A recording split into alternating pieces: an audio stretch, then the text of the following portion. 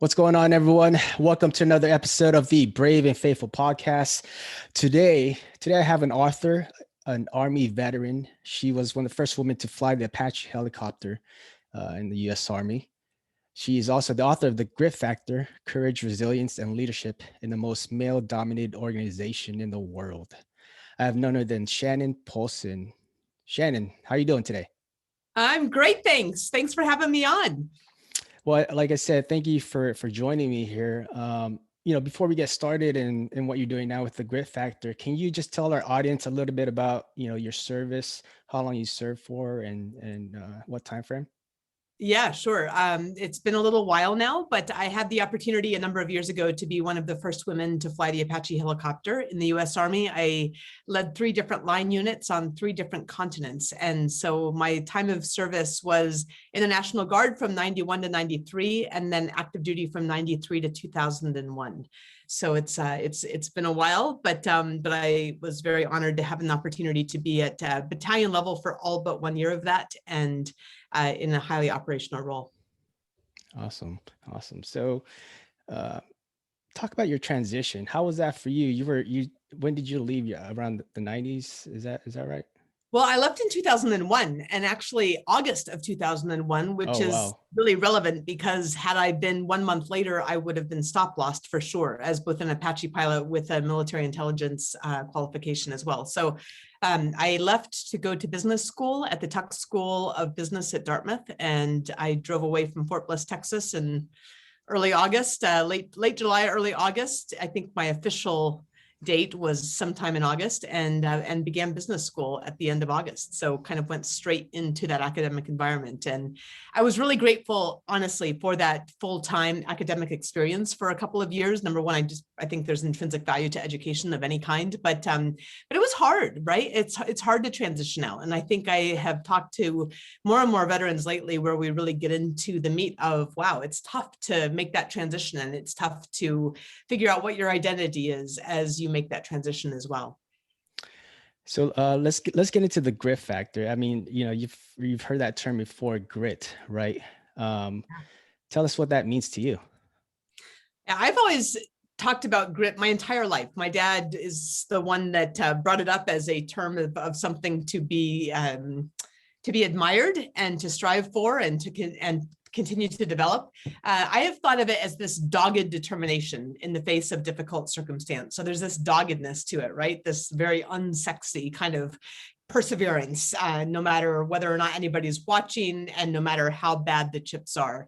Of course, Angela Duckworth, who is the researcher at University of Pennsylvania, will say it's passion and perseverance towards a very long-term goal. So I think it depends on the circumstance, but certainly that doggedness, that perseverance, regardless, is very, very much an important part of the equation.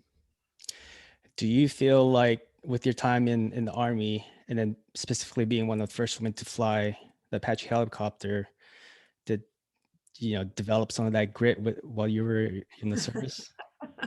Yeah, I mean, it's absolutely, and it's the reason really that I wrote The Grit Factor, right? Is this young leader reached out to me and asked if I would mentor her as she began the same journey of going down to Fort Rucker, Alabama, becoming an aviation leader and a pilot.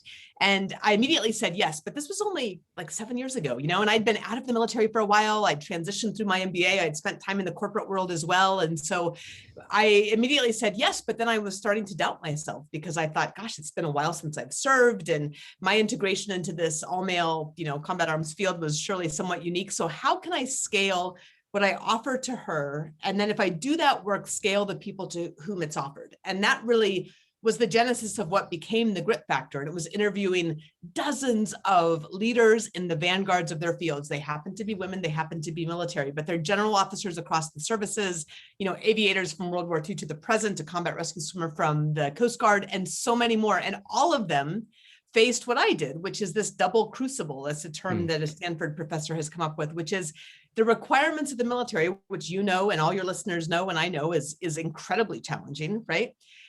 Coupled with simultaneously in an environment where they were often not welcome. And sometimes it was actually in a hostile environment. So it really became this double crucible that required a particularly significant amount of grit, however it is that you define it.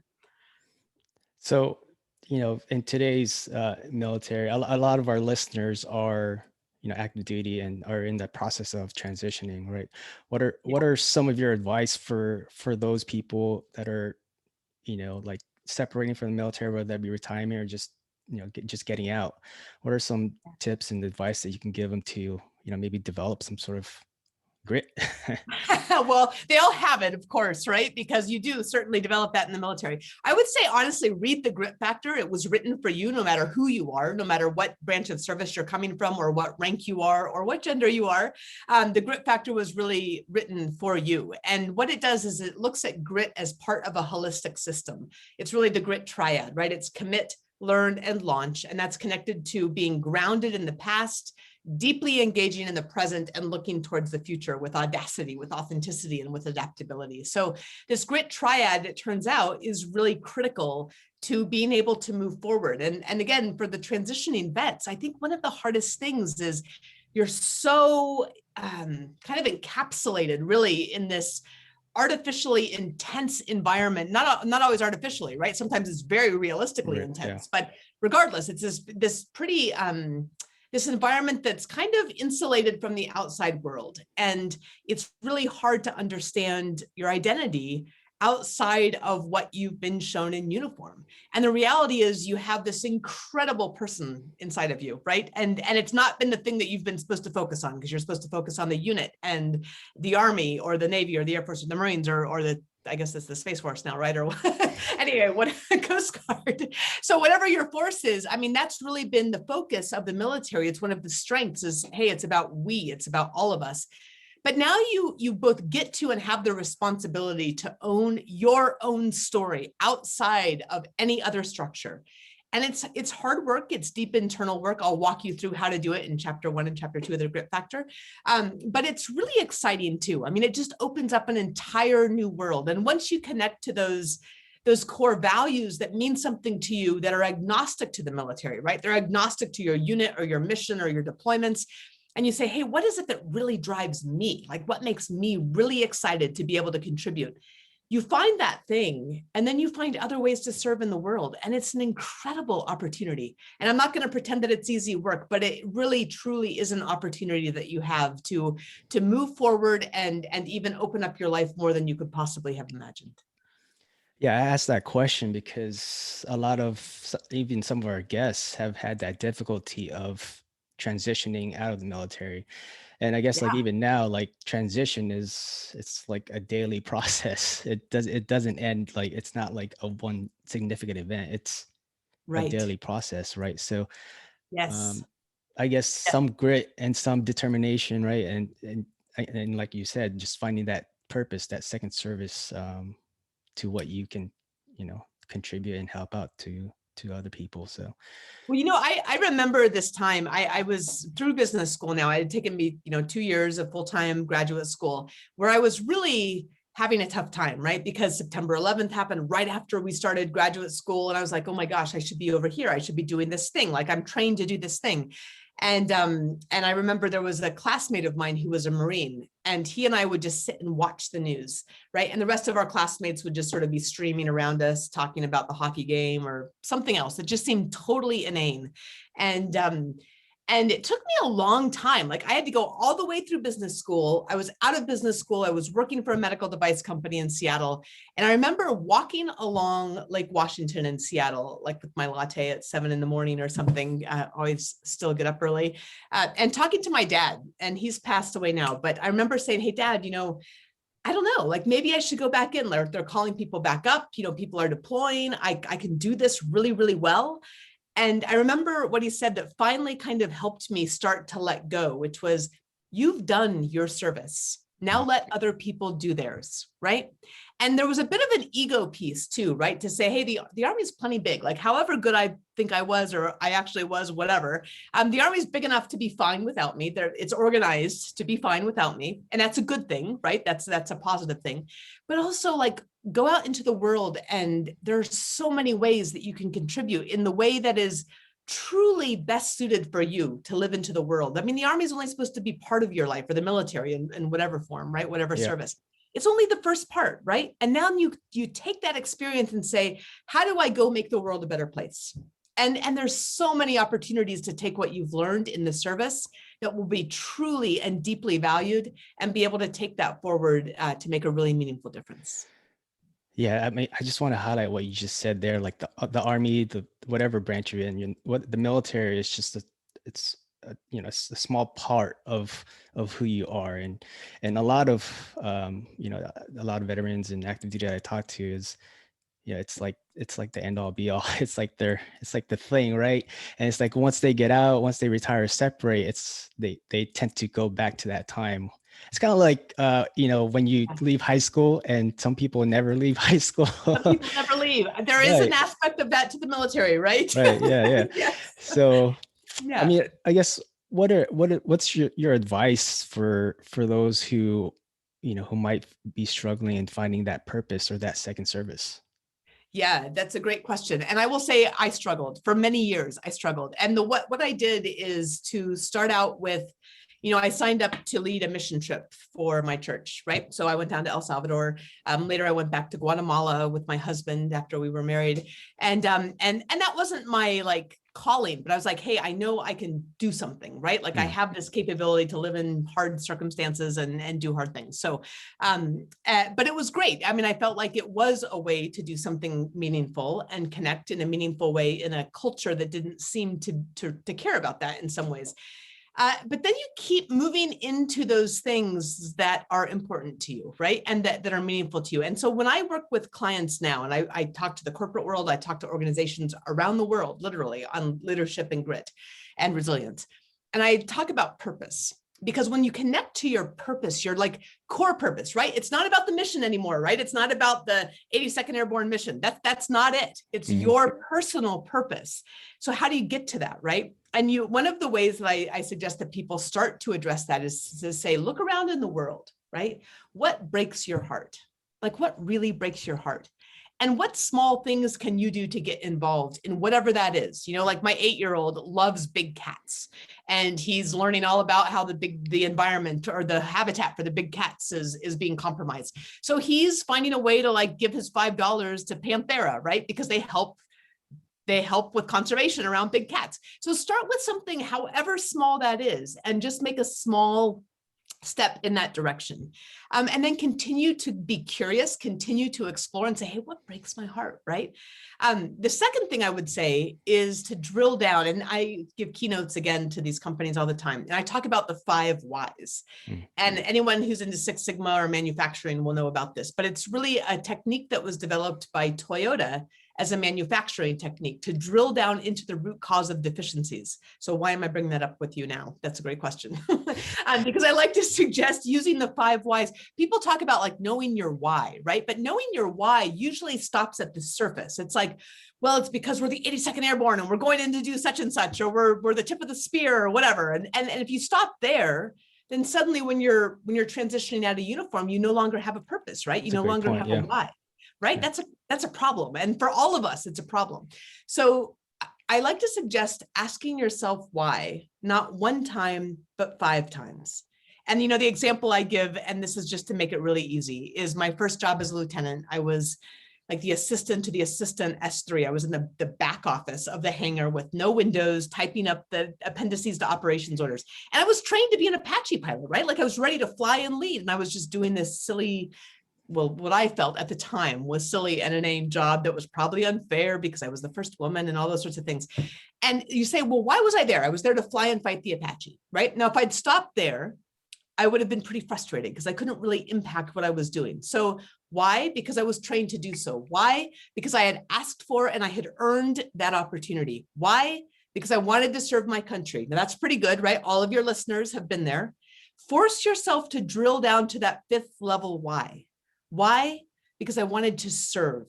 So service was at the heart of who I was. That doesn't mean it has to be in the Army. It doesn't mean it has to be in uniform. It doesn't mean it has to be with the 18th Airborne Corps, right? It's service. And now I have found so many ways that I feel like I'm serving my community. I've been working on building a library in our rural community for the last 6 years, right? And it's going up now, right? We've raised the money, it's going up. It's taken a ton of work and the kind of perseverance that I think I bring from the military that other people, frankly, don't often have. And so there's this really meaningful contribution suddenly that the military has made possible through the training that it offered and the development in my life. So what I hope for your listeners is you drill down to that 5th level why, go down to 6 if you have to, or 7, or whatever it is, that doesn't have to do with the military or any other organization or any other mission. It's just what matters to you. And then find little ways to contribute. And then you'll find bigger and bigger ways to contribute. And that's the way to say, hey, let's pivot from the uniform into how we now serve in the world, because your service matters so much and what you bring to the world matters so much.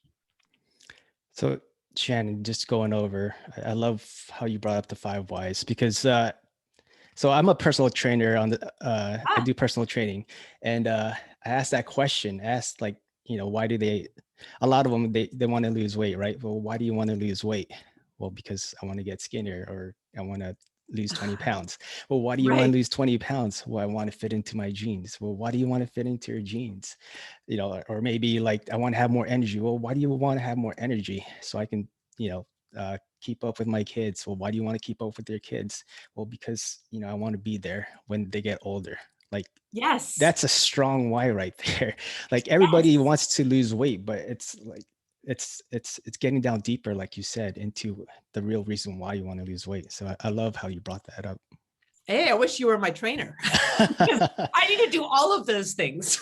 They get annoyed when I ask that, but like as soon as we get there, it's like, it's a big eye opener. It's a big moment for them. And I find it rewarding. So that's fantastic. Yes. And I think your listeners, it's the same opportunity, right? As we transition out of the military into the civilian world, it's the same opportunity there. And I feel like I just want to tell every single person, like, your experience matters and your passion matters. And there are so many places in the world that need that so badly. And we want a peaceful, good world, right? Like a better world. So let's find a way to make a better world with that passion that you have and those skills that you have and that dedication that you have, and then apply it in a way that makes this world more peaceful and better. So we have fewer service members have to die, and our children can grow up in a place that we want them to grow up. So how's that for a why? That's a great why. Shannon, so what is your why now?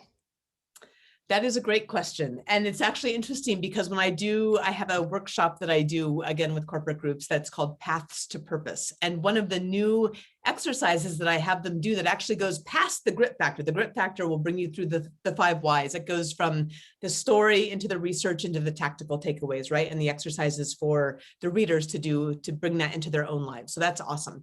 But my Paths to Purpose workshop that I do, we look at actually how, like at my stage of life, and I think I'm a little older than you are probably, but things get more and more complex. They get more and more complicated, and in a good way, right? In a good way. Like I now, when I was in the military, I was single. I had nothing I needed to do but take care of myself and like fly the Apache, right? And go to the gym. So now I have a wonderful family, an incredible husband and 2 wonderful boys. And I write books and I speak to companies and I have my own business. So when I do my own drill down now, it's not one why that I come up with, but I come up with this kind of shield. And I think of this sort of target, right? Like there's 3 to 4 things that might be kind of the constellation that you circle around in. And service is still one of those. So I just gave you my 5 whys down to service. Service will always be part of who I am. It's how I was raised.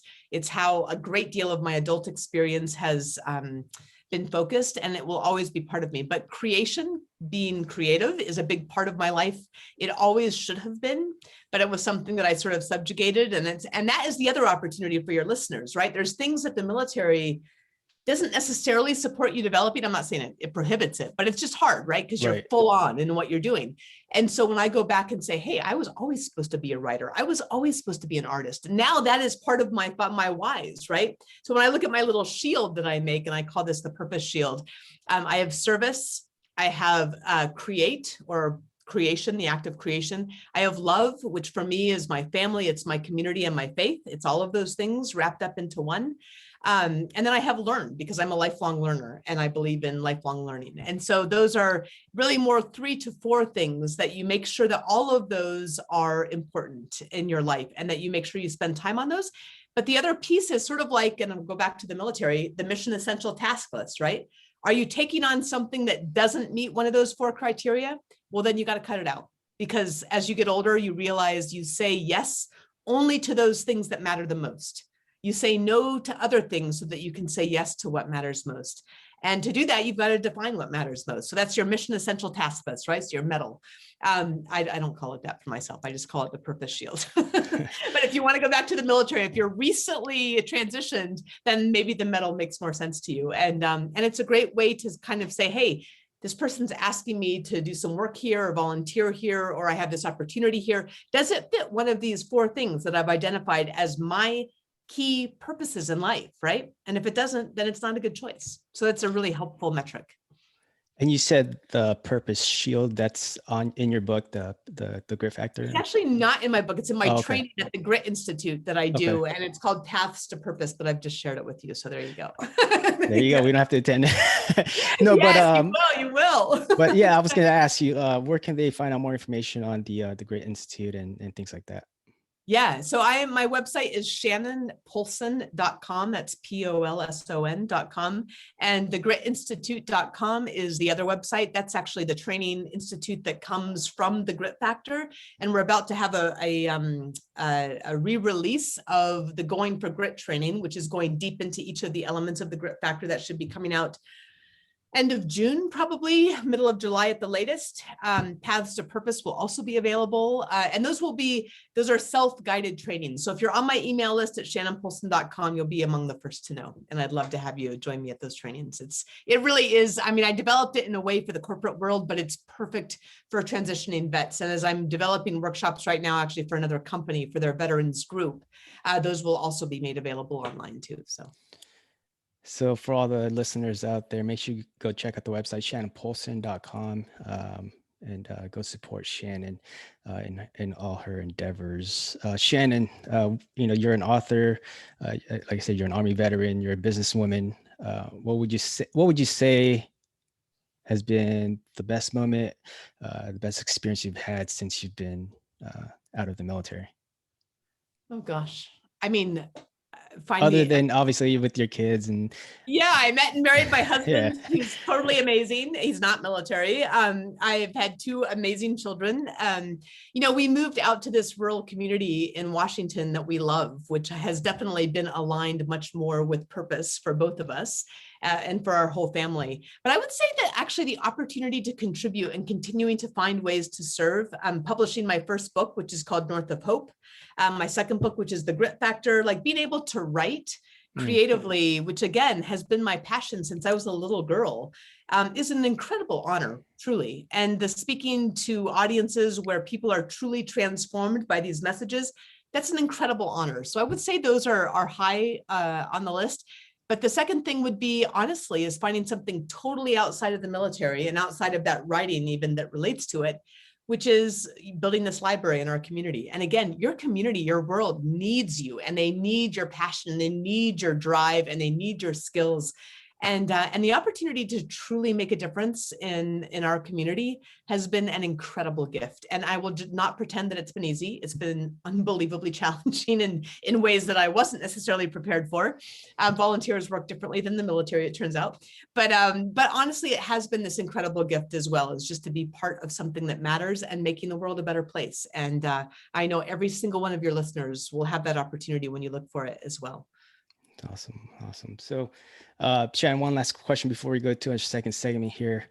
What's one thing you want our listeners, our viewers, to take away from this episode? Well, I guess in part that grit is part of a whole system, right? And it's part of the whole person, and that you have the opportunity, especially as you make the transition from the military, to really honor that whole person, which is really owning your past. That's owning your story, drilling down to core purpose or heart purpose. It's deeply engaging in the present. And then it's looking towards the future with that groundedness and with that engagement. And as you do that, know that you have a lot to offer, and just go into the world and say, hey, how can I help, right? How can I help? How can I serve? And when you go forward with that attitude, I think it opens up just so many opportunities, both to serve and also to feel like you're having a chance to make a difference in the world. And I guess the final thing on that would be to back up and really take time to be grateful for the experiences that you've had in uniform, but for everything around you as well. And let yourself be curious and be grateful. And that opens up a whole new world. Yeah, I think that's very important, what you mentioned, being grateful, because sometimes, like you said, we need to back up, take a minute, relax, and kind of just realize, like how fortunate we are, through our experiences and some of the things that we've gone through. And, Absolutely. obviously you've been a success outside the military and in what you're doing now with the Grit Factor. So congratulations to you on that. Well, thank you. It's an honor, as you know, to be able to do this work. So thank you for doing what you're doing as well. So Shannon, before we go here, so this is the second segment. This is what I call the Fast Five. So it's going to be five questions just to get to our audience to know you, just a little, great. get to know about you more. So first questions, what's one hobby you enjoy? One hobby I enjoy, I like to paint. Paint. Yes. With acrylics and watercolor. Okay. I just got done painting the interior of our house. I wasn't sure. I'm not into that at all. I'm into hiring someone for that and painting pictures. Yes. Abstract and modern mostly. Okay. Second question. If you had to choose one person to hang out with for one day, who would it be and why? Eleanor Roosevelt. And because I think she had incredible strength of character at a time when that was sometimes a very difficult thing for a woman to have. Great answer. Recommend a book for our audience to read. Besides the Grit Factor, of course. Besides the Grit Factor. Okay. Yeah, one of my favorite books is West with the Night, which is by Beryl Markham. She was one of the first women to fly. Well, she was the first to fly actually east to west across the Atlantic Ocean in East Africa. She was living in East Africa and was just this totally amazing person, but also the book is phenomenal. So highly recommend it. West with the Night. Okay. Did she inspire you into becoming? She did. And I talk about her and actually a couple of other stories in this first part about finding your own story, but also being inspired by the stories of others. Absolutely. Awesome. Next question. What's your favorite quote and why? Oh, yes. Amelia Earhart, shockingly, I'm sure. Courage is the price that life exacts for granting peace. Courage is the price that life exacts for granting peace. And I think ultimately, this is the work of owning our own story, of drilling down to purpose, of taking those risks, right? And taking on those stretch assignments, working to make a difference and really contribute in a world in a way that we're really truly meant to contribute. And that takes courage. And, Maya Angelou, I think it is the one that said that courage is the virtue on which all other virtues stand. And so you've got to have the courage to take that step, to be willing to be grateful, right? When you don't necessarily feel it, to be willing to be optimistic, to be willing to move forward, even when you're uncertain. I think courage is a really important virtue, and Amelia Earhart said it very well. It's a great quote. Last question here. What do you see yourself in a year, 5 years, or even 10 years from now? Great question. In a year, my family and I are hoping to move to France for at least a year to live in France and work, and the kids will go to school and ostensibly learn French. And we hope to travel quite a bit from there as well as kind of a central location that we can travel around Europe and also into Africa and the Middle East and other places. So that's a year from now. But at the same time, I think from the business perspective, I am starting to license the training at the Grit Institute. So I'm really excited to build out that Grit Institute and bring that training into companies and organizations around the world, truly. So my most recent engagement actually was with a UK company, actually an international company based in the UK. And so that is, I think, the business development piece. In 5 years, I hope I will have written at least one more book. The next book, I think I already have figured out, will come out of the Grit Factor once the proposal is accepted. I'm super excited about it. And then the book after that may be more creative in nature. And I'm really excited about that as well. So that's 5 years and 10 years. Oh my gosh, my kids are going to be in college. That's crazy. I don't know. Like, I'm going to be like hanging out with my husband, which is amazing. And we'll be in the mountains. And I don't know. I hope I'll still be writing and painting and bird watching. Those are the things I love to do. And we get out a lot backpacking and doing that kind of thing in the mountains. So I hope those are all parts of how we spend our lives, as well as spending time in the library, which is going to be opening next year. That's awesome. And obviously spend those time when you can with the loved ones, and, Yes. your husband and your kids and all that. But Shannon, thank you again for your time. Best of luck to you in the Grit Institute and your consulting business. And make sure you all check out the book.